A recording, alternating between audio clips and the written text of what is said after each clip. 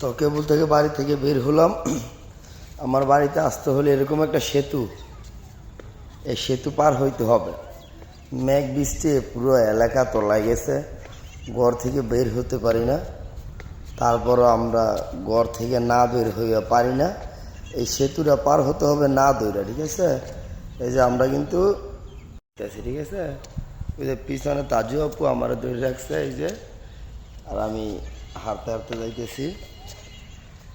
এই যে তাজু আপু মাঝে মাঝে ভয় পায়, ভয়ের আমি করছি জয়। আমি তো আর কাউকে ভয় পাওয়ার মতন মানুষকে আপনারা জানেন। তো বারবার আপনাদের জিনিসটাই দেখাইতে ইচ্ছে করে, মনারবাগ যে কবরস্থানটা আমার বাড়ি থেকে বের হলেই, এই যে এটা আমার বাড়ি, এই যে গাছ গোড়ানগুলো দেখতেছেন, আর এই যে এটা হলো কবরস্থান। ঠিক আছে, সবার যেটা আপন বাড়ি।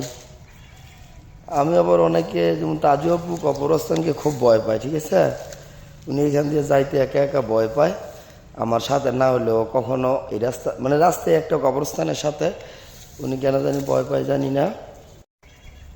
একবার ঘর থেকে বের হয়েছিলাম, সম্পূর্ণ কাজটা করে আসতে পারি নাই, তাই আবার যাইতে হইতেছে তাজা করে নিয়ে। দেখি কোথায় যাইতে পারি। আর তাছাড়া অনেক দিন ধরে শেভ হই না। কথা হলো, যার জন্য করব চুরি সেই তো নাই, চুরি করব কার জন্য?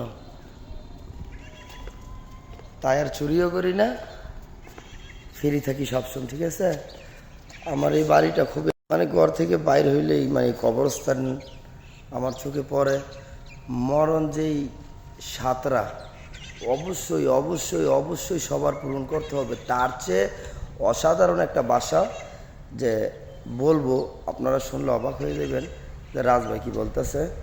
এই যে কবরস্থান আর এই যে মসজিদ, ঠিক আছে, মসজিদের পাশাপাশি কবরস্থান। এই যে দেখেন, কেননা এইখানে সবাই তো মরার পরে মানুষের কারো কদর বাড়ে, কারো কেউ না থাকলে নিঃস্ব হইয়া যায়, একা, কেউ দেখার মতন থাকে না। আর এখানে এই যে মসজিদ আমাদের কবরস্থানের সাথে, আপনারা যে কেউ এখানে মরার পরে যে লাশ হয়ে কবরস্থানে থাকে তাদের জন্য প্রতিনিয়ত 5 ওয়াক্ত নামাজ পড়া হয় মুসলমানের জন্য। আপনারা জানেন প্রতিনিয়ত 5 ওয়াক্ত এখানে মৃত মানুষের জন্য দোয়া করা হয়। এই যে আমরা মেইন রাস্তায় চলে আসলাম, কবরস্থানের সাথে গেছে আমার বাড়ি, তারপর ওই লেগে আপনার রোড। এই যে বাজারে কিছুক্ষণ হলেই আমরা রোডে চলে আসলাম। আর মসজিদটা নির্মাণ হয়েছে বেশি দিন হয় না, অনেক রৌদ্র, আকাশের দিকে তাকানো যাইতেছে না। এইখানে আবার রোডের সাথে এই যে রোড, অনেকেই পানি পিপাসায় ছটফট করতে থাকে, তো তার জন্য আবার একটা সুব্যবস্থা রয়েছে এখানে, যেরকম এই যে কারেন্টে চলে এইটা, সবাই পানি খাওয়ার জন্য। এই যে দেখেন গ্যালাস, আপনাদেরকে আমি এখন পানি খেয়ে দেখাবো। এই যে গ্যালাস শুধু পাবলিকের জন্য, ঠিক আছে, এই যে গ্যালাস, এই যে আমি গ্যালাস রাখলাম, এই যে পানি, এই যে দেখেন, এই যে পানি পড়তেছে। মানে মসজিদের সামনে অনেকেই যায় রোডের সাথে, তাদের জন্য এখানে গ্যালাস।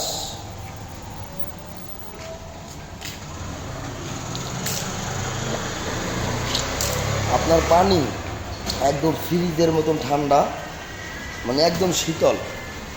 এই যে এইটা দিয়ে বাইর হয় গরম পানি, ঠিক আছে, গরমের জন্য, শীতের জন্য। আর এটা দিয়ে বাইরে ঠান্ডা পানি, মানে রোড দিয়ে যে কোনো লোক যাক পানির পিপাসায় যেন কষ্ট না করে, সেই কারণে এই যে পানি। এই যে দেখেন গ্যালাসটা গুলো হয়ে গেছে। গ্যালাসটা কেন গুলো হয়েছে জানেন?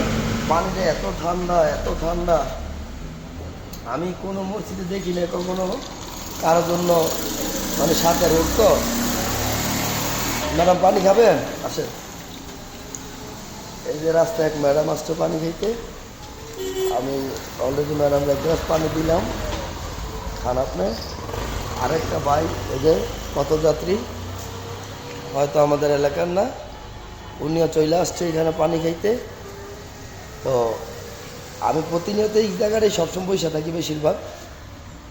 আর ভাবি যে এরকম একটা ব্লগ হয়তো আমি করবো, এই যে আপু পানি খাইতেছে বৈশা, তারপরে এই যে রোড, আর এই কবরস্থানের পাশেই আমার বাড়ি। একদিকে কবরস্থান, আরেকদিকে আমার বাড়ি, ঠিক আছে। আমি ঘর থেকে বাইরে হলে কবরস্থানে চলে আসি। মৃত্যু সাঁতরা খুব ভয় পাই, কেননা প্রতিনিয়ত মানুষ পথে দেখি, যেহেতু কবরস্থানের সাথে বাড়ি, প্রতিদিন কেউ না কেউ মরে, তা আমরা দেখি। তাই যেরকমই যাই করি আমি অনলাইনে মৃত্যুটার খুবই ভয় পাই, খুবই। কারণ জন্মাইছি, মৃত্যু স্বাদ পূরণ করতেই হবে। আর প্রাণীর অপর নাম জীবন, সেটা আমি জানি, সবাই জানেন। আর পানিগুলো খুব সুস্বাদু, আল্লাহর নেয়ামতের পানি, তো খেয়ে দেখি।